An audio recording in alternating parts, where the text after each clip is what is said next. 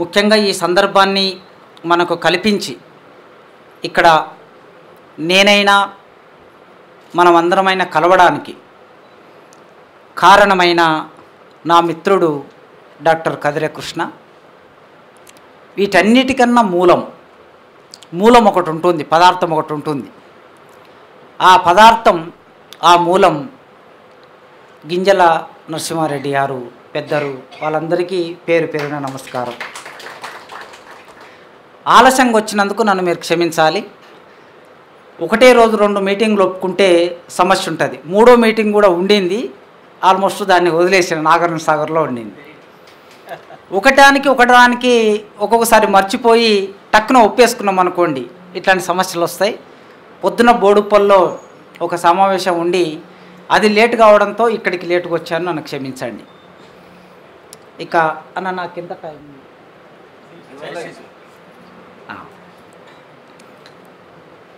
కదిరే కృష్ణ నన్ను పిలిచినప్పుడు ఇట్లా మా గురువు గారు కవిత్వం రాశారు, పుస్తకాలు వేశారు. ఆ పుస్తకాల మీద నేను రాసిన ఒక పుస్తకాన్ని విమర్శ, కవిత్వంపై విమర్శ పుస్తకాన్ని తీసుకొస్తున్నాను, ఈ సభకు నీవు ఖచ్చితంగా రావాలని అడిగాడు. కవిత్వం గురించి అంటే మాట్లాడుకోవచ్చు కొద్దిసేపు. కవిత్వం గురించి ఇంతకుముందు మా సార్ చెప్పినట్లు కవిత్వం మీద విమర్శ ఇది. ఈ పుస్తకం మీద మనం మాట్లాడుకోవాలి, అది అసలు సమస్య. సార్ కవిత్వం గురించి మాట్లాడుకోవాలంటే ఏ కావ్యంలో ఏ విషయాలు ప్రస్తావన చేశారనేది కవిత్వానికి ఉండే ఒక గొప్ప లక్షణం వలన ఎంతమందినైనా మాట్లాడే వాళ్ళకి కాస్త ధార ఉంటే ఎంతసేపు అయినా 1,00,000 మందినైనా కూర్చోబెట్టవచ్చు. కవిత్వాన్ని చెబుతూ, కవిత్వాన్ని పాడుతూ, కవిత్వాన్ని చదువుతూ. కానీ కవిత్వం మీద వచ్చిన విమర్శ మీద మాట్లాడడం, విమర్శనే కాస్త సమస్యాత్మకమైంది. ఆ సమస్యాత్మకమైన విమర్శ మీద మాట్లాడడం అంటే కొద్దిగా కష్టమే. నేను అనుకున్న మరి పాఠకులు, వినేవాళ్ళు, శ్రోతలు ఎవరుంటారో సభలో అని ఆలోచించిన. ఇప్పుడు అర్థమైంది, ఇక్కడ సైనికులు ఉన్నారనే విషయం నాకు అర్థమైంది. నేను కాస్త సరిగ్గా మాట్లాడకపోయినా, మీలో ఎవరైనా క్రమశిక్షణ తప్పినా మేము ఉన్నాము అని వాళ్ళు రెడీగా ఉన్నారు. కనుక ఇప్పుడు నేను బాధ్యతతో మాట్లాడాలంటే ఆయన చేసిన విమర్శ మీద మాత్రమే మాట్లాడాలి. నేను సార్ కవిత్వం మీద కాదు మాట్లాడేది. విమర్శకుడు ఎట్లా విమర్శ చేస్తారు, అసలు విమర్శ అనేది తెలుగు సాహిత్యంలో ఎట్లా ఉన్నది. ఇంతకుముందు చెప్పాను కదా, నాకు ఇష్టమైన కవి జయరాజ్ అన్న. కవులు రాసిన కవిత్వం మీద, కవితా పాదాల మీద, లేదా ఒక గేయం, ఆ గేయ పాదం మీద, ఒక్కొక్క పాదం మీద కొన్ని వ్యాసాలు రాయొచ్చు. అయితే ఆ రాసిన వ్యాసాలను చదివే వాళ్ళు ఎవరు అనేది ప్రశ్న. తెలుగు సాహిత్యంలో విమర్శ ఎదగవలసినంత ఎదగలే. మీరు ఇక్కడ కూర్చున్న వాళ్ళు దాదాపు అందరూ చదువుకున్న వాళ్ళే, కనీసం 10th క్లాస్ మినిమం క్వాలిఫికేషన్తో ఆ పైన చదివిన వాళ్ళు ఉన్నారు, అందరు PhD వరకు.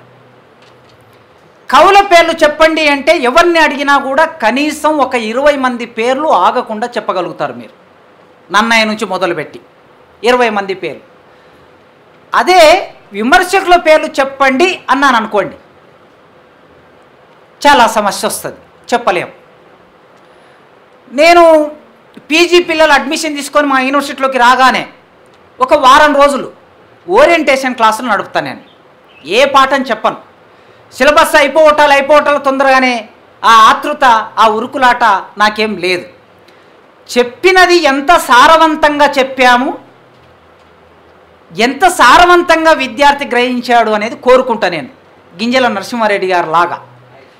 గింజల నరసింహారెడ్డి గారు అంత సారవంతమైన పాఠం చెప్పి సారవంతంగా విద్యార్థులకు అర్థం చేయించాడు కనుక ఒక సారవంతమైన బాధ్యత కలిగిన విమర్శకుడు, కవి, రచయిత మనకి ఇవాళ కదిరే కృష్ణ రూపంలో దొరికాడు.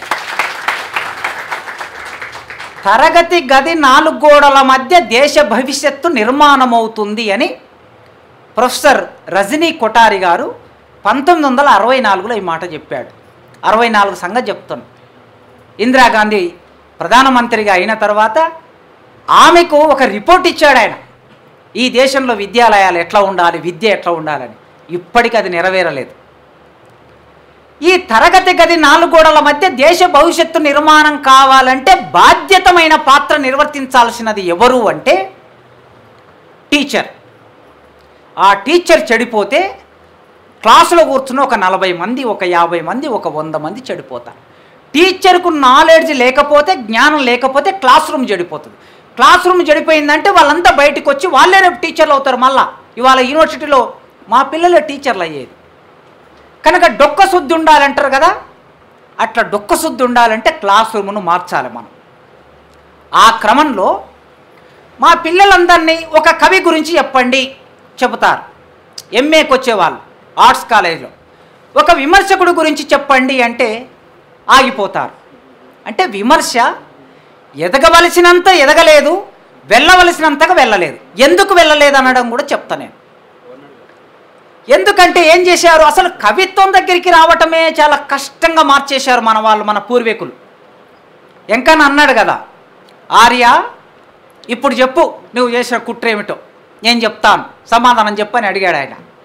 ఈ ఆర్య భాష, ఆర్య సంస్కృతం, ఆర్య వ్యాకరణం, బాల వ్యాకరణం ఇవన్నీ ఏం చేసేసాయంటే కవిత్వం రాయాలంటే ఛందస్సు రావాలి, అలంకారాలు రావాలి, వ్యాకరణం రావాలి, ఇవి వస్తేనే కవిత్వం రాయాలి, లేకపోతే కవిత్వం ఎవరు రాయకూడదు అని సృష్టించి పెట్టాయి.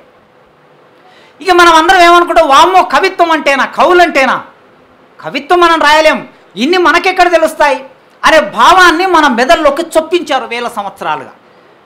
దాని వలన నిజంగా కవిత్వం రాయగలిగిన వాళ్ళు కవిత్వానికి దూరమై, కవిత్వం రాయడం చేతగాని వాళ్ళందరూ కవిత్వం రాసేది, ఉట్టి కవిత్వం రాసేది.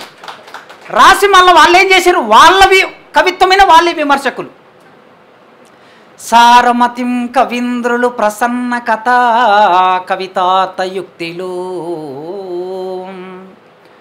నారసిమేలున ఇతరులు అక్షరమ్యత నాదరింప నానా రుచిరార్ధ సూక్తి నిధి నన్నయ్యబట్టు తెనుంగునన్ మహాభారత సంహిత రచన బంద్రుండయ్య జగదితంబుగన్.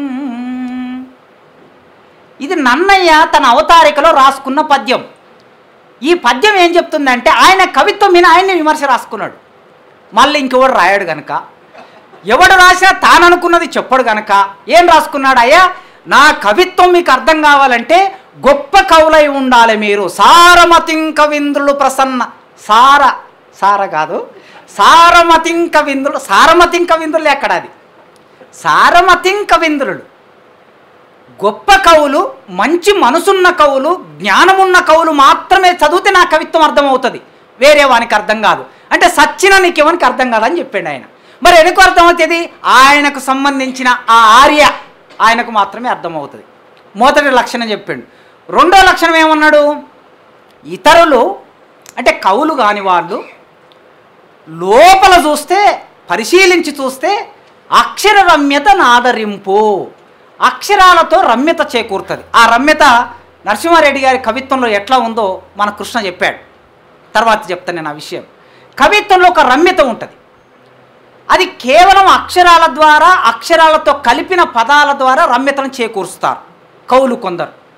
ద్వేయుండవు స్థేయుండవు నమ్రులకు విధేయుండవు నమో పాయజ్ఞుండవు నీ ఎరుగని అవియుంగలవే నీరజనాభా. అదే నన్నయ్య ధర్మాలతో చెప్పించాడు. శ్రీకృష్ణుడు అటు ఇటు తిరిగి మళ్ళీ అరణ్యంలోకి వచ్చాడు పాండవుల దగ్గరికి. పాండవులు అందరూ కూర్చొని ఉన్నాడు ద్రౌపదితో సహా కలిసి. వచ్చి రాగానే శ్రీకృష్ణుడు ధర్మజ ఎలా ఉన్నావు అని అడిగాడు. వీడికి మండింది, అడవిలో ఉన్నోడు ఎలా ఉంటాడు కందమూలాలు తినుకుంటా. అడగగానే ధర్మరాజు ఏమన్నాడంటే వ్యంగ్యంగా, అయ్యా ఓ శ్రీకృష్ణ, ద్వేయుండవు స్థేయుండవు నమ్రులకు విధేయుండవు నమో పాయజ్ఞుండ నీ ఎరుగని అవియుంగలవే నీరజనాభా. మొక్కినోనికల్లా కనిపిస్తావు, ఎక్కడ పడితే అక్కడ ఉంటావు, రాయిలో ఉంటావు, తర్వాత అది ముసల్లో ఉంటావు, దాంట్లో ఉంటావు, దీంట్లో ఉంటావు, నీవు ఎరుగని అవి ఇవి మేము ఇక్కడ ఎట్లా ఉన్నాము అడవులో నీకు తెలియదా అని ఉల్టా ప్రశ్న వేశాడు. ప్రశ్నకు ప్రశ్న వేశాడు, ప్రశ్నకు సమాధానం చెప్పకుండా.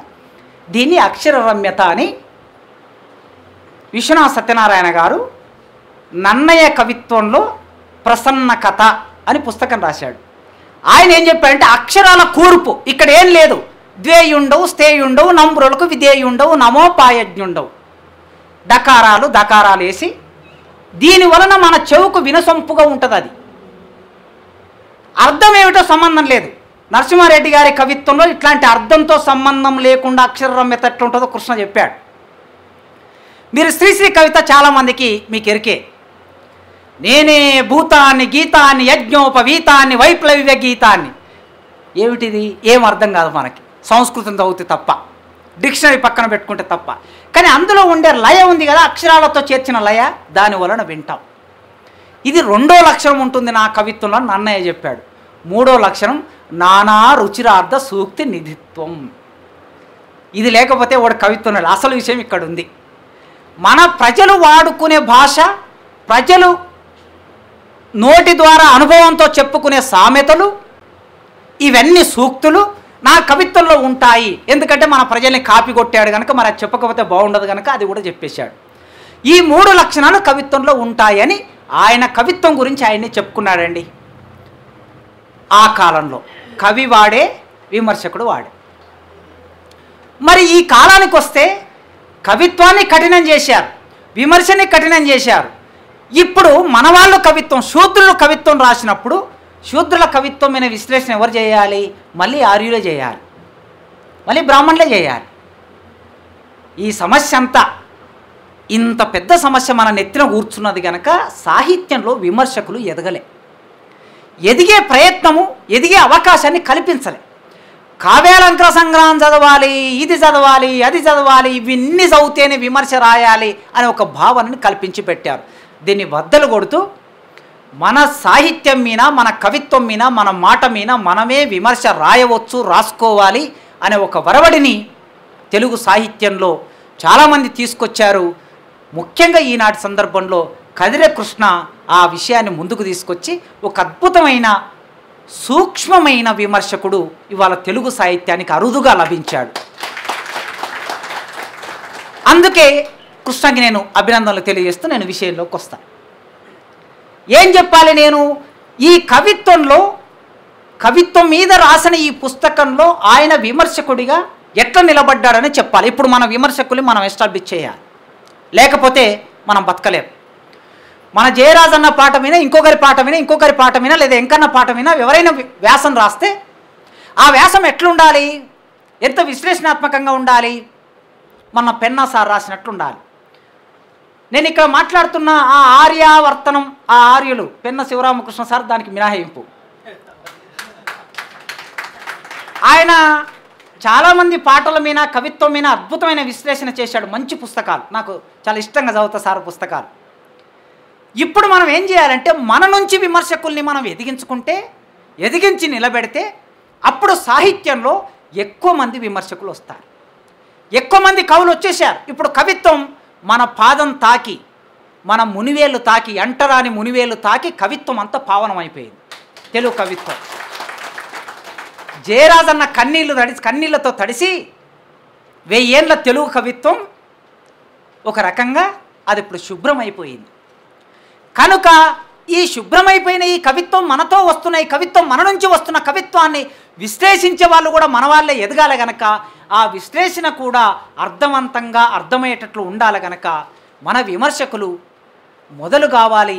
ఈడ చదువుకున్న వాళ్ళు, సాహిత్యం తెలిసిన మీరు కళాన్ని చేపట్టండి, మీరు కూడా విమర్శకులు అవుతారు, మీరు కూడా కవులు అవుతారు. మీ జీవితాన్ని మీరు రాసుకుంటూ వెళ్ళండి, మీ అమ్మ గురించి మీరు రాసుకుంటూ వెళ్ళండి, నీ బిడ్డ గురించి మీరు రాసుకుంటూ వెళ్ళండి. ఇంతకన్నా గొప్పగా ఎవరు రాస్తారండి? వాళ్ళకి అదే చేశారు. వాళ్ళు చేసిందల్లా 1000 ఏళ్ళు చేసిందల్లా ఏం చేశారు? వాళ్ళ స్త్రీల గురించి, వాళ్ళు చూసిన స్త్రీల గురించి, నాట్యం చేస్తున్న స్త్రీ గురించి, వాళ్ళు చూస్తున్న రాజు గురించి, ఆ రాజు అంతఃపురంలో ఎట్లా ఉంటాడో గిదే కదా రాసింది. మరి మనం రాస్తే మన జీవితాన్ని రాస్తాం. అట్లా గింజల నరసింహారెడ్డి గారు రాసిన ఈ కవిత్వంలో కృష్ణ ప్రతిపాదించిన అద్భుతమైన ప్రతిపాదనలు మనం ఇవాళ సాహిత్యం లోకంలో నిలబెట్టాలి. కవిత్వం ఎట్లా ఉండాలంటున్నాడు కృష్ణ? హృదయోల్లాసాన్ని, తృప్తిని ఇస్తుంది కవిత్వము. మనసుకు అత్తుకపోయి నిద్రపోనీయవు. నరసింహారెడ్డి గారి కవితా పాదాల మీద ఆయన మాట్లాడుతున్నాడు. ఏం మాట్లాడుతున్నాడు?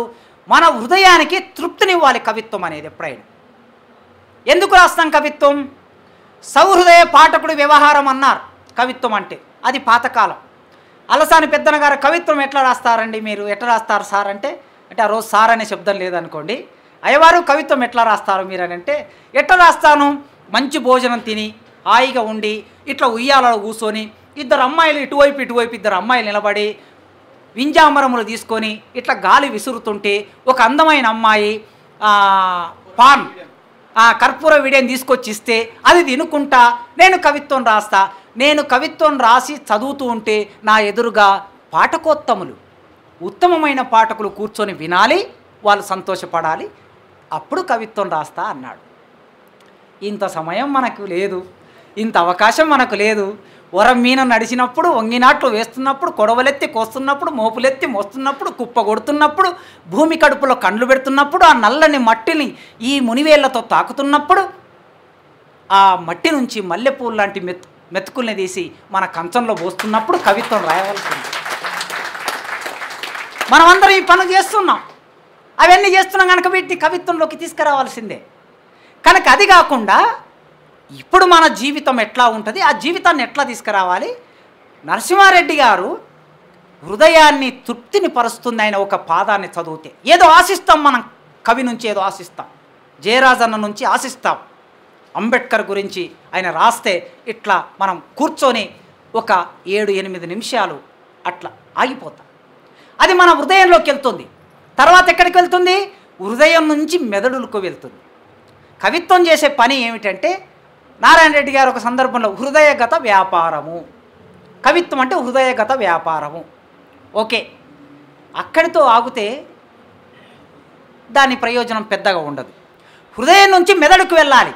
అంబేద్కర్ ఏమేం చెప్పాడు అనేది జయరాజన్న పాట చెప్తూ ఉంటాడు. వర్షం గురించి జయరాజన్న చెప్తూ ఉంటాడు. ఒరిగిపోయిన అమరవీరుడు గురించి జయరాజన్న చెప్తూ ఉంటాడు. అట్లా చెప్తూ ఉన్నప్పుడు మన హృదయంలోకి అది ఎట్లా ఇంజెక్ట్ అవుతున్నది, హృదయం నుంచి ఆలోచించే మెదడుకి ఎట్లా అది పరివర్తన చెందుతుంది అనేది కవిత్వం సార్థకత.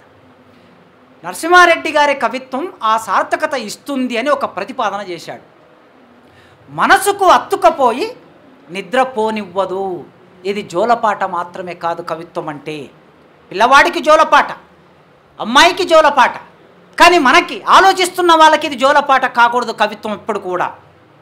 మరి ఇట్లా ఉండాలంటే పదాల ప్రయోగం, వాక్య నిర్మాణం, శైలి రమ్యత.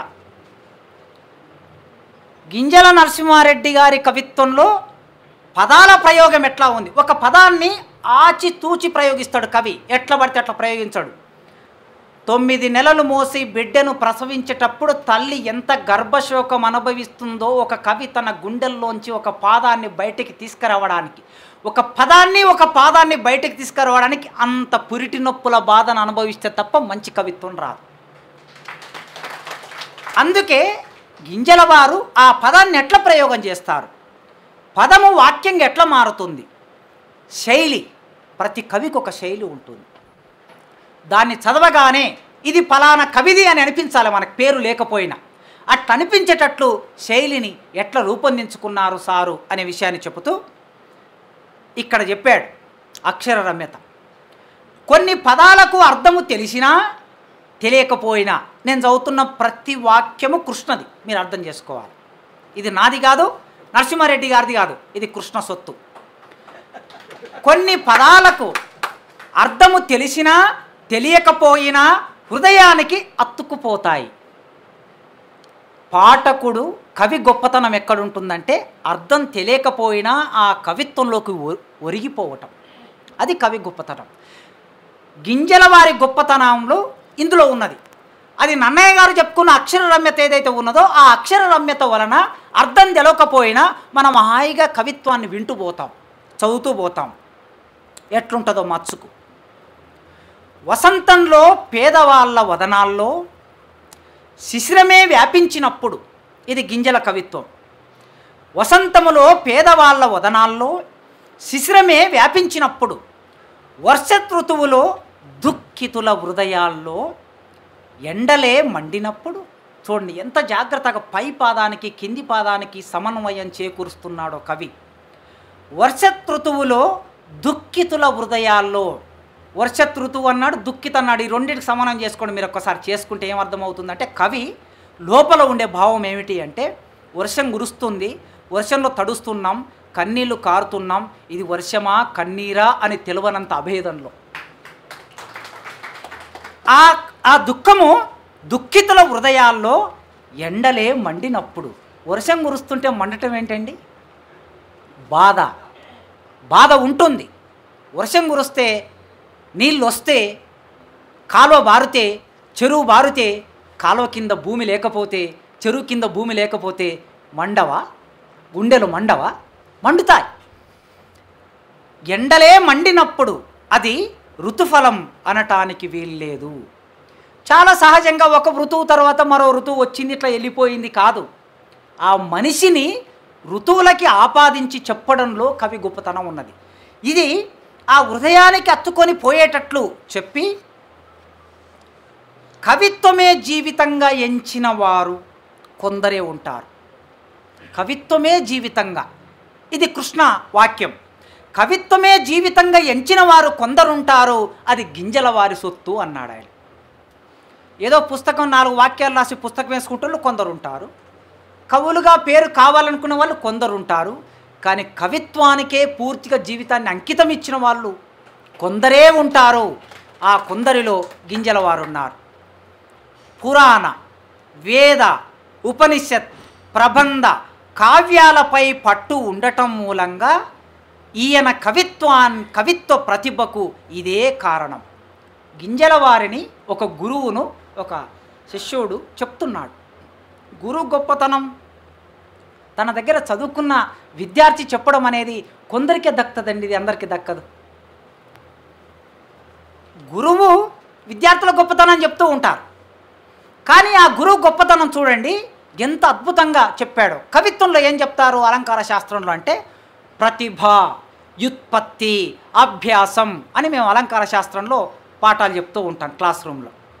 ప్రతిభ ఉన్నవాడు గొప్ప కవి, వ్యుత్పత్తి ఉన్నవాడు గొప్ప కవి, అభ్యాసం ఉన్నవాడు గొప్ప కవి. ప్రతిభ అంటే తెలివి, వ్యుత్పత్తి అంటే పాండిత్యం, అభ్యాసం అంటే నిరంతరమైన నిమగ్నం కావటం ఒక విషయంలో. బాగా తెలివి ఉండి మంచి పాండిత్యం ఉండి నిరంతరం అదే పనిలో ఉంటే వాళ్ళు గొప్ప కవులు అవుతారని 3 లక్షణాలు చెప్తాం. ఇవి కవిత్వానికి హేతువులు, అంటే కావ్య హేతువులు అంటాం మేము అలంకార శాస్త్రంలో. ఈ కావ్య హేతువుల్లో ప్రతిభ అనేది మొదటిది, ఇది అన్నిటికన్నా గొప్పది. ఇక్కడ నేను ప్రతిభ, వ్యుత్పత్తి, అభ్యాసం లేకపోతే కవిత్వం రాయకూడదా సార్ అని అనుకోకండి, మళ్ళీ అది తప్పుడుగా వెళ్ళే ప్రమాదం ఉన్నది. ఈ ప్రతిభ, వ్యుత్పత్తి, అభ్యాసం ఉన్నవాడే గొప్ప కవులను ఇన్నాళ్ళు మన నెత్తిన పెట్టి మనం నాశనం చేసేసారు. ఇవి లేక సహజంగా మనకు వస్తాయి. ఇవి ఇక్కడ అన్న ఉన్నాడు, జయరాజ్ అన్న, ఏ యూనివర్సిటీలో ఎంఏ తెలుగు చదివి ఎంఫిల్ చేసి పిహెచ్డి చేసి మన ముందు కూర్చున్నాడు. ఇక్కడ అన్న ప్రతిభని మించిన, వాక్య నిర్మాణాన్ని మించిన, శిల్పాన్ని మించిన కవులు లేదా ఇక్కడ గింజల వారు ఉన్నారు. ఏ యూనివర్సిటీలో పిహెచ్డి చేశారు, డాక్టరేట్ పొందారు సారు, ఏ అలంకార శాస్త్రంలో డాక్టరేట్ పొందారు, ఏవి పొందకుండా ఇంత అద్భుతమైన కవిత్వం రాశాడు కదా. అయితే అలంకార శాస్త్రంలో వాటిని చెబుతారు. కృష్ణ ఏం చేస్తున్నాడంటే అలంకార శాస్త్రంలో ఉండే ఆ లక్షణాన్ని తీసుకొని ఇది సార్కి ఎట్లా అబ్బింది ప్రతిభ అంటే, ఆయన పురాణం చదువుకున్నారు, ఆయన వేదం చదువుకున్నారు, ఆయన ఉపనిషత్తు చదువుకున్నాడు, ఆయన ప్రబంధాలు చదువుకున్నాడు. ఇవన్నీ చదువుకోవటం మూలంగా ఆయనకు ప్రతిభ వచ్చింది. అయితే మనం ఏం చేయాలంటే జాగ్రత్త, ఈ వాక్యాన్ని బట్టి మనమందరం అర్థం చేసుకోవాల్సింది, ఏది కూడా మన చదువుకు అంటరానిది కాదు, చదివే సమయంలో ఏది అంటరానిది కాదు. అంబేద్కర్ ఒకవేళ వేదం చదవకూడదు నాకు అంటరానిది అనుకుంటే ఇవాళ వేదంలోని రహస్యాలు మనకు తెలిసేవి కావు.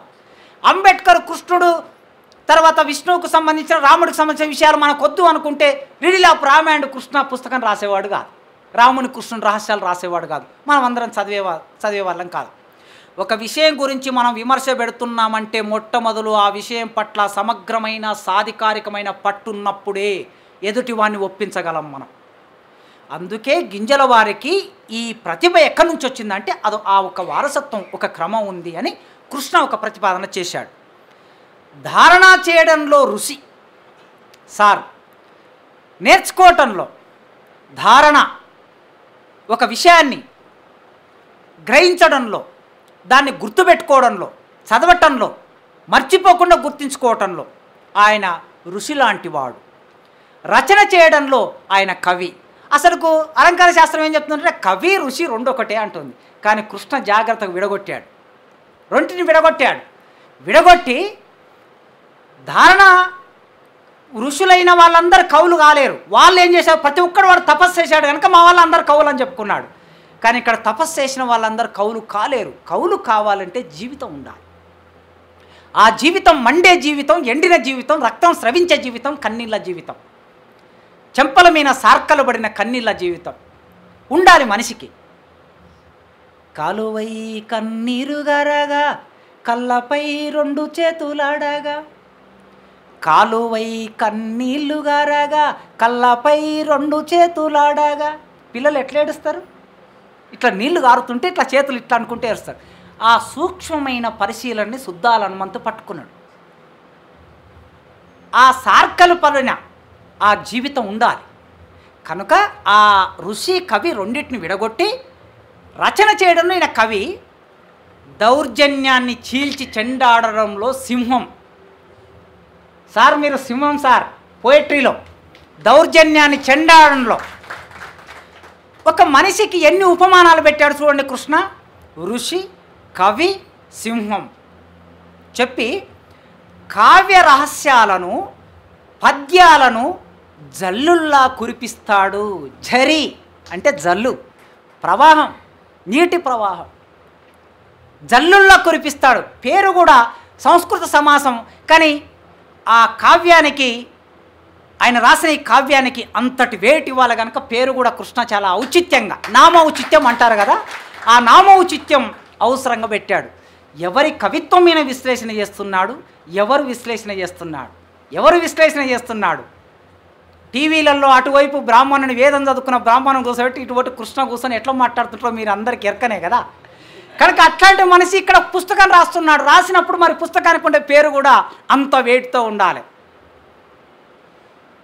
గింజల అల్టిమేట్గా ఈ కవి ఏ కవి అంటున్నాడు అంటే, ఇప్పుడు శ్రీశ్రీ గారు ఉన్నారండి. శ్రీశ్రీ గారిని గొప్ప కవిగా నిలబెట్టడానికి గురజాడ గారు ఉన్నారు. అసలు గురజాడని అకవి అన్నారు పండితులందరూ. ఏ పండితులు? బ్రాహ్మణ పండితులే. ఈ బ్రాహ్మణ పండితులే మరొక బ్రాహ్మణుని అకవి అని ఎందుకన్నారు అంటే, బ్రాహ్మణిజంలో ఉండే దుర్మార్గాన్ని చీల్చి చెండాడిండు కనుక ఆయన నచ్చలేదు, గురజాడ నచ్చలేదు కనుక అకవి అన్నారు. అకవి అంటే శ్రీశ్రీ ఏం చేశాడంటే, మట్టిలోకి వెళ్ళిపోయినటువంటి గురజాడని పైకి తీసి శ్రీశ్రీ కేవి రమణారెడ్డి నిలబెట్టారు. శ్రీశ్రీ కేవి రమణారెడ్డి కమ్యూనిస్టు పార్టీ, ఆనాటి ఉమ్మడి కమ్యూనిస్టు పార్టీ లేకపోతే గురజాడ లేడు తెలుగు సాహిత్యానికి. నిలబెట్టారు. ఒక విమర్శకుడు నిలబెడితే నిలబడ్డాడు గురజాడ. అడుగుజాడ గురజాడ అని వ్యాసం రాసి శ్రీశ్రీ ఆయన కవిత్వంలో నాకు కవిత్రయం వేరు, తిక్కన, వేమన, గురజాడ నా కవిత్రయం అని రాశాడు. అట్లా కవి గొప్పతనాన్ని చెప్పి విమర్శకుడు ఉన్నప్పుడు కవి నిలబడతాడు. మంచి విమర్శ ఉన్న చోట మంచి కవిత్వం, మంచి సాహిత్యం ఉంటుంది అంటారు. ఇప్పుడు గురజాడని ఏం చేశారు వాళ్ళిద్దరూ, రమణారెడ్డి గారు, శ్రీశ్రీ, ఆధునిక యుగకర్త అని ఒక తీర్మానం చేశారు. ఇప్పటి వరకు మా తెలుగు సాహిత్యంలో మా స్వామి సార్కు తెలుసు, రాయప్రోలు సుబ్బారావా, గురజాడ అప్పారావా ఆధునిక యుగకర్తలు ఎవరు? వీళ్ళిద్దరికి పోటీ పెట్టి మా వాళ్ళు పాఠాల మీద పాఠాలు చెప్తూ ఉంటారు, వ్యాసాల మీద వ్యాసాలు రాస్తూ ఉంటారు. అట్లా కవికి ఒక ట్యాగ్ ఇవ్వటం. కృష్ణ గింజల వారికి ఏం ట్యాగ్ ఇస్తున్నాడంటే, గింజల అనుభూతి కవి. అనుభూతి కవి. తెలంగాణ ప్రాంతంలో భావకవిత్వం ఉందా లేదా అనే చర్చ చాలా జరిగింది, ఇప్పటికీ జరుగుతూ ఉన్నది. భావకవిత్వం ఉంది అని చెప్పేసి జగన్ రెడ్డి ఒక పుస్తకం వేశాడు, ఇంతలా పుస్తకం. ఆ పుస్తకంలో సారు కవిత్వం ఉందో లేదో నాకు తెలియదు, భావకవిత్వంలో.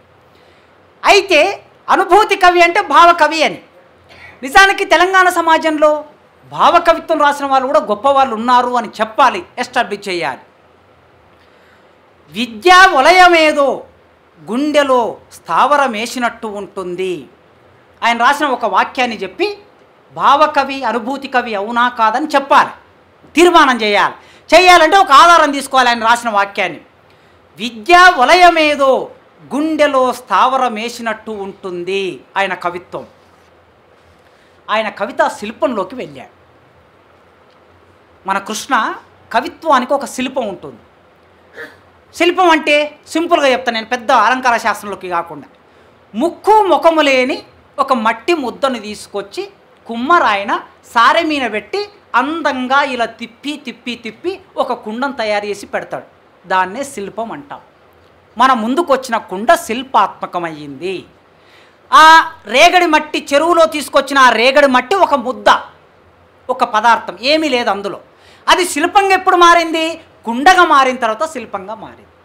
మనం రోజు కాళ్ళు పెట్టి తొక్కేటటువంటి ఒక రాయిని తీసుకెళ్ళి ఒక శిల్పకారుడు దాన్ని అందంగా చెక్కి తీసుకొచ్చి గుడిలో పెడితే 2 చేతులు ఎత్తి మొక్కుతాం. అంతకుముందు కాలు పెట్టి తొక్కాం, ఇప్పుడు 2 చేతులు ఎత్తి మొక్కాం. ఈ మొక్కడానికి, కాళ్ళు తొక్కడానికి మధ్యన ఒక ప్రక్రియ, రసాయన ప్రక్రియ జరిగింది. ఆ రసాయన ప్రక్రియనే శిల్పం. చెక్కటం అనేది ఉలి సుత్తెతో జాగ్రత్తగా చెక్కి దాన్ని అందంగా తయారు చేశాడు. ఇదే శిల్పం, ఇంతకన్నా ఎక్కువేం లేదు. అంటే ఒక విషయాన్ని మనం పాఠకుడి మనసులోకి చొప్పించాలంటే శిల్పం అవసరం. అందంగా తయారు చేయాలి. దాన్ని చేయాలంటే ఏమిటి? మన ఊళ్ళల్లోకి వెళ్ళండి మీరు, జానపదులు మన వాళ్ళు పాటలు పాడతారు. ఈ పాటల్లో అలంకార శాస్త్రం తెలిసి, వ్యాకరణం తెలిసి, ఛందస్సు తెలిసి వాళ్ళు పాటలు అల్లుతారా, పాడుతారా? ఏవి తెలియకుండా అందమైన పాటలు పాడతాడు. మా అయ్య చిన్నప్పుడు మనం గుంటక కొట్టాలంటే ఎండాకాలం వచ్చినప్పుడు ఆ గుంటక మీద ఒక రాయి పెడతారు మంచిగా కొట్టడానికి. రాయి పెట్టకుండా మా అయ్య ఏం చేస్తాడంటే నన్ను కూసబెట్టేటోడు దాని మీద. 7-8 ఏళ్ళ వయసు ఉన్నప్పుడు కూసబెట్టి గుంటక కొట్టేది. కొద్దిసేపు అయిన తర్వాత నిద్రపోయేది. నేను అట్లే నొగల విన నిద్రపోయి పడుకునేది. కొద్ది మేలుకున్నప్పుడు ఆయన పాడుతూ ఉండేది మా నాయన. ఓరోరి మాదిగ వయ్యారి మాదిగ గదరి జుంపాలవాడ గద్దువాల మాదిగ, ఓరోరి మాదిగ వయ్యారి మాదిగ గదరి జుంపాలవాడ గద్దువాల మాదిగ, వాగుల కోనేరు మెడ నిండా తాయెత్తు వంగొంగి స్నానాలు చేస్తుంటే మాదిగ, ఒలుపు నిలుపలేక వస్తీర మాదిగ. ఎంత అందంగా అల్లుకుంటూ వచ్చాడు చూడండి. ఎక్కడ కూడా నేను ప్రేమించి నీ దగ్గరకు వచ్చాను అని నేరుగా చెప్తే కవిత్వం కాదు. అట్లా నేరుగా చెప్పకుండా వాగులో కోనేరు మెడ నిండా తాయెత్తు వంగొంగి స్నానాలు చేస్తుంటే మాదిగా, ఒలుపు నిలుపలేక వస్తీర మాదిగా. వచ్చింది సమస్యల్లో అక్కడ మొదలైంది. వచ్చినాక నీళ్ళ వంటి కులం నీదీర మాదిగా, పాళ్ళ వంటి కులం నాదీర మాదిగా. ఒక రెడ్డి అమ్మాయి, నేను రెడ్డి అమ్మాయిని చేసుకున్నా మాదిగోని, కానీ ఒక రెడ్డి అమ్మాయి, బహుశా అది నాకు ముద్ర పడిందేమో, మా అయ్య పడిన ఆ పాట ఆ రోజుల్లో. ఓకే, అట్లా నేరుగా నీ తక్కువ కులం నాది ఎక్కువ కులం అని చెప్పలే, ఓ పోలిక తీసుకున్నది, దాన్నే శిల్పం అంటాం. అట్లా చెప్పకుండా నీళ్ళ వంటి కులము నీదిర మాదిగా, పాళ్ళ వంటి కులం నాదిర మాదిగ, ఇదే శిల్పం. చివరికి ఆమె ఏం చెప్పిందంటే, నేను పలానా దగ్గర ఉంటా రా అని చెప్పింది. ఎక్కడుంటా? నేను దొడ్లో ఉంటా, లేకపోతే ఇంటికాడు ఉంటా, అక్కడ సప్పారంలో ఉంటా చెప్పలే. అట్లా చెప్పలే నేరుగా. నా ఇంటి ముందాల ఎద్దుళ్ళ కొట్టములో గజ్జల్ల మంచములో పక్కన్న బాలుడు క్యావు అనకుండా వచ్చన్న ఓరా ఓ మాది గన్న. ఇంత అద్భుతమైన వర్ణన ఎవరు చేస్తారు జయరాజన్న? ఇంత అద్భుతమైన వర్ణన ఎక్కడుంది ఆమె అనే విషయం మొత్తం చెప్పి, వస్తే ప్రమాదం కూడా ఉంది అని చెప్పింది. ఏం ప్రమాదం? నా ఇల్లు ఎక్కడుందంటే చిన్నేటి ఒడ్డున పెద్దేటి ఒడ్డున నట్టనడి ఒడ్డున నేలగుయ్యారం. నేలగుయ్యారానికి ఉక్కువి స్తంభాలకు నూలువి పగ్గాలకు నిన్నిడిసి కొట్టంగా నీ చిన్ని శోకంబు నేను చూడలేను. ఒకవేళ నువ్వు దొరికితే ఆ నూలు పగ్గాలతో నిన్ను కొడతారు. ఇంత అద్భుతమైన వర్ణన. ఇది మా అయ్య వాడింది. మా అయ్యకు అక్షరం ముక్క రాదు. మా అయ్యలాంటి అయ్యలు చాలామంది పాడుతారు, అల్లుతారు. ఇదే శిల్పం, హృదయానికి అత్తుకునేదే శిల్పం. ఇక నేను ఎక్కడికో కావ్యాలంక సంగ్రహంలోకి వెళ్ళి, చూడమనిలోకి వెళ్ళి ఇవన్నీ ఉదాహరణ చెప్పాల్సిన అవసరం లేదు. ఎందుకంటే మీరందరూ రేపు ఈ కవిత్వం రాయాలి కనుక చెప్తున్నా. ఇంటికి వెళ్ళిన తర్వాత ఈ సైనికులందరూ, కట్టెలు పట్టుకున్న సైనికులందరూ కవిత్వం రాయాలి కలం పట్టుకొని. ఈయన శిల్పం ఎట్లుందంటే గింజల కవిత్వం. ఆయన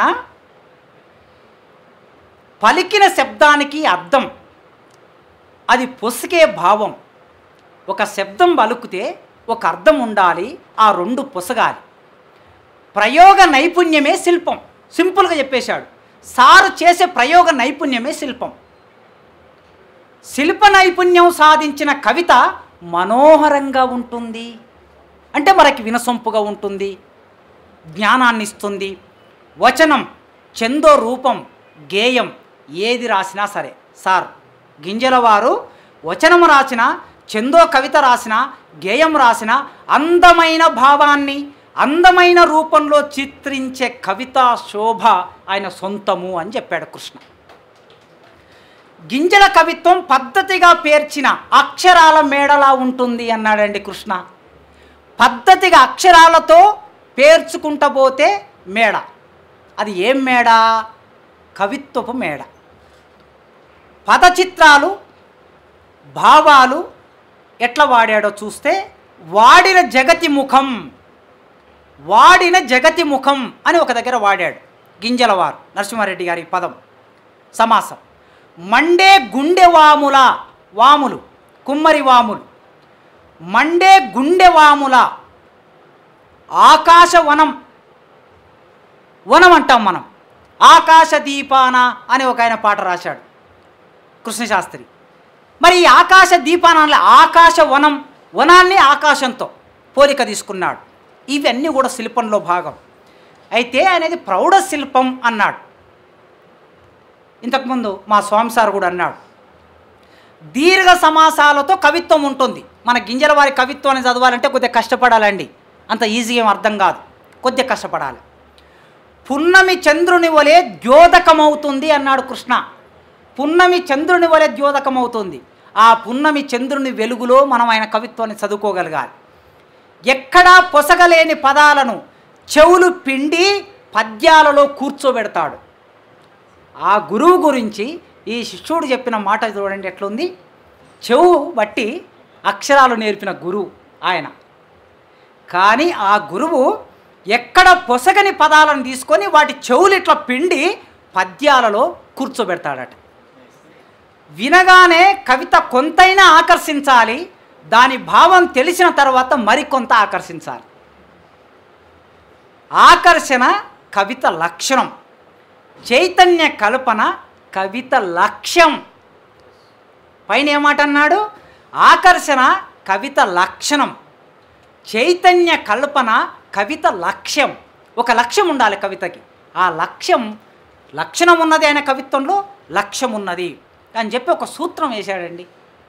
గొప్ప విమర్శకుడి లక్షణం ఏమిటి అంటే సూత్రబద్ధంగా చెప్పడమే గొప్ప విమర్శకుడి లక్షణం. మన కృష్ణ సూత్రబద్ధం చేశాడు సార్ని. ఆకర్షణ ప్లస్ చైతన్యం = ఆనందం, గింజల నిర్వచనం. ఆకర్షణ ఉంది కవిత్వం, ఆయన కవిత్వంలో, ప్లస్ చైతన్యం ఉంది, = ఏమిటి? ఆనందం. ఆకర్షించబడ్డాం, చైతన్యవంతమయ్యాం, ఆనందపడ్డాం. ఇది చదవగానే నాకేం గుర్తొచ్చిందంటే శ్రీశ్రీ కవిత్వానికి ఒక సూత్రం చెప్పాడు.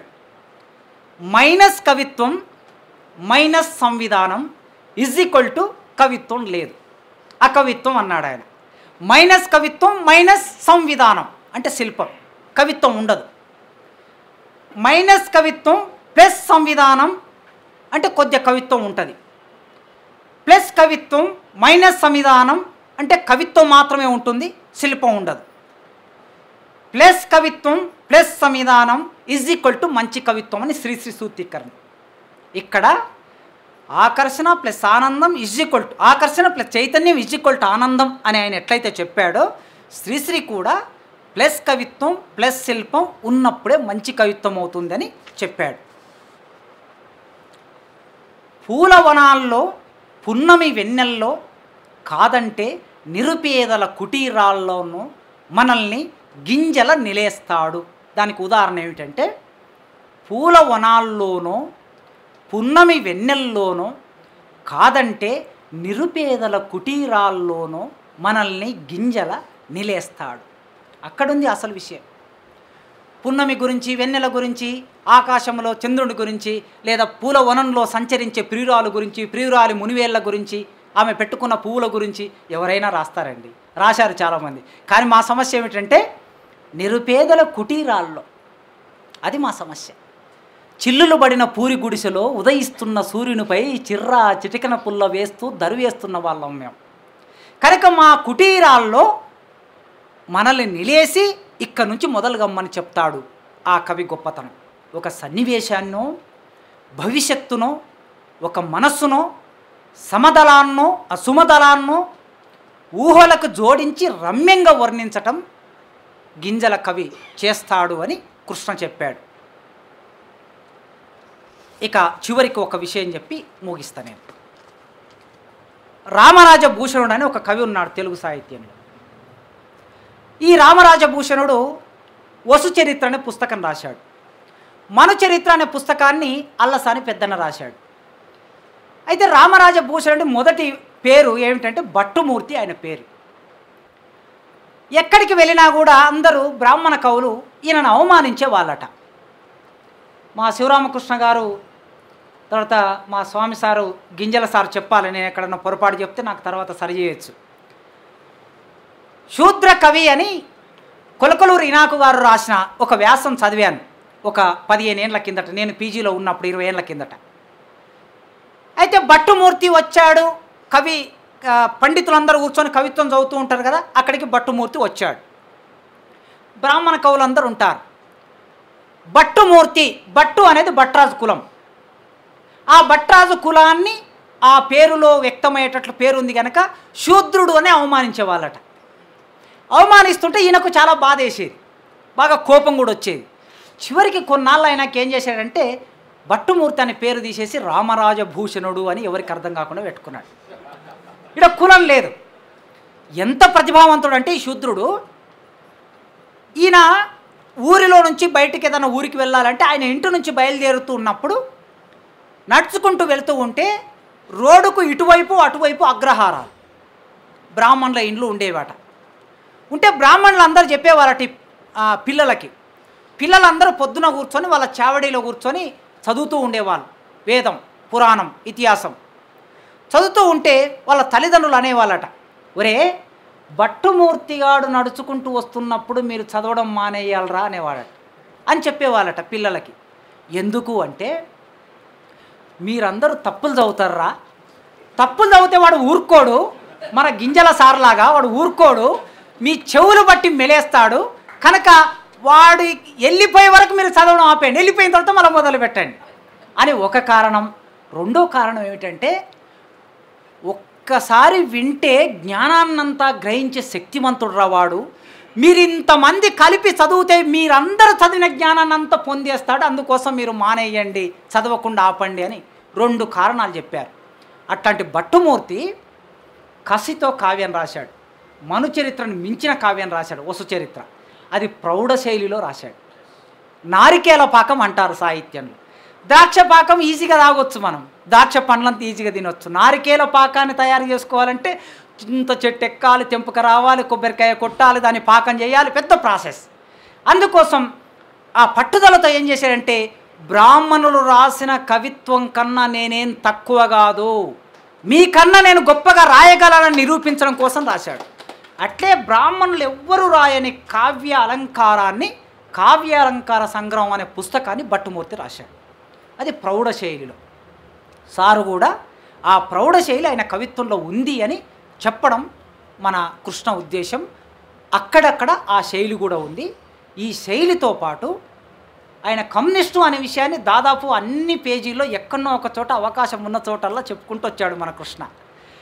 నాకు తెలిసి కృష్ణకి నాకు బాగా గొడవ అవుతుండేది, 15 ఏళ్ళ పరిచయం మా ఇద్దరిది. నేను ఎక్కడన్నా కమ్యూనిస్టులు వర్గ పోరాటం అని అంటే నా తర్వాత ఉపన్యాసంలో లేచి ఈ కమ్యూనిస్టులు దేశాన్ని నాశనం పట్టించేవాళ్ళు అనే ఒకసారి ఇద్దరం కొట్లాడుకున్నాం. నిజానికి అట్లా కొట్లాడుకుంటేనే మా స్నేహం పెరిగింది. చివరికి ఒక అంగీకారానికి వచ్చినాం, అన్న నేను విమర్శించను, నన్ను నీవు విమర్శించొద్దు, ఏదైనా ఉంటే మన ఇద్దరం మాట్లాడుకొని పోదాం అన్నా అన్నాడు ఒకరోజు. అంటే ఇది బాగుంది కృష్ణ, కరెక్టే, మనం ఏం చేయాలి, ఇదే ఉండాలి, ఎందుకంటే నీవెక్కడున్నా నిన్ను కాపాడుకోవాల్సిన బాధ్యత మా మీద ఉంది అన్నాడు. ఈ మాట నేను మొన్న జైలుకి పోయినప్పుడు నేను మళ్ళీ బయటికి రాగానే మొదటి ఫోన్లలో ఆయన ఫోన్ ఒకటి చెప్పాడు, నేను ప్రెస్లో మాట్లాడినా, యూట్యూబ్ లైవ్ పెట్టి మాట్లాడినా, నీవెక్కడ ఉన్నా నీవు నా వాడివి, నిన్ను రక్షించుకోవడం నా బాధ్యత నా గొంతు ఎంత చిన్నది ఎంత పెద్దదనేది పక్కన పెట్టు, నా గొంతు వెళ్ళే వాళ్ళ మన సర్కిళ్ళకు మొత్తం వెళ్తుంది. ఆనాడు 15 ఏళ్ల కిందట మేము కలిసినప్పుడు ఆ మాట అన్నాడు, ఆ మాటను మొన్న నిలబెట్టుకున్నాడు. అది మనకు ఉండవలసింది. కవులుగా, ప్రజలుగా, పీడిత ప్రజలుగా మనకు ఉండవలసింది. అట్లా నేను చూసినప్పుడు ఎక్కడ కూడా ఆయన కమ్యూనిస్టు అంటే ఏమైనా భిన్నంగా రాస్తాడు అనుకున్న, ఎక్కడ రాయకుండా ఆయన కవిత్వానికి గతి తార్కిక భౌతికవాదం ఎట్లా ఉంటుందని అప్లై చేసి చెప్పాడు. చారిత్రక భౌతికవాదం ఎట్లా ఉంటుంది, హేతువాదం ఎట్లా ఉంటుందని కవిత్వానికి అప్లై చేసుకుంటూ చెప్పుకుంటూ వచ్చాడు. మంచి విమర్శ కవిత్వం మీద ఎట్లా రావాలనో ఆ పద్ధతిలో రాశాడు. నిజానికి మా యూనివర్సిటీల మీద కూడా ఒక వాక్యం, ఒక విసిరాడు. విశ్వవిద్యాలయాలు చేయవలసిన పని నిజానికి చాలామంది విన పిహెచ్డీలు చేశారు. ఈ కవిత్వం మీద ఎవరైనా మంచి పిల్లలు ఇవాళ పద్య కవిత్వం మీద పిహెచ్డీ చేయండి అంటే పారిపోతున్నారు మా పిల్లలు, చేయట్లేదు. మంచి డొక్క సొద్ది ఉన్న పిల్లలు ఎవరైనా వస్తే, మీ దృష్టికి వస్తే, ఇక్కడున్న వాళ్ళు ఎవరైనా ఎంఏ తెలుగు చేసి నెట్ క్వాలిఫికేషన్ ఉన్న వాళ్ళు ఎవరైనా డొక్క సొద్దితో వస్తే, నా పర్యవేక్షణలో గింజల నరసింహారెడ్డి గారి కవిత్వం మీద పరిశోధన చేయించడానికి నేను సిద్ధంగా ఉన్నా. ఈ సందర్భంలో ఈ 4 మాటలు చెప్తూ ఈ మంచి విమర్శ పుస్తకాన్ని సార్ కవిత్వం మీద తీసుకొచ్చి తెలంగాణ సమాజంలో కవులే లేరు అన్న ఒక 80 ఏళ్ల కిందటి మాట నుంచి మొదలు పెడితే ఈనాటి వరకు కవులే లేరు కాదు, తెలంగాణ ప్రాంతం కవులే ఉన్నారు. ఇక్కటి ఈ ఇసుక రేణు, ప్రతి ఇసుక రేణువులో ఒక కవి ఉన్నాడు. హాయ్ వ్యూవర్స్, మ్యాప్ని లైక్ చేయండి, షేర్ చేయండి, సబ్స్క్రైబ్ చేయండి, కానీ బెల్ కొట్టడం మాత్రం మర్చిపోవద్దు.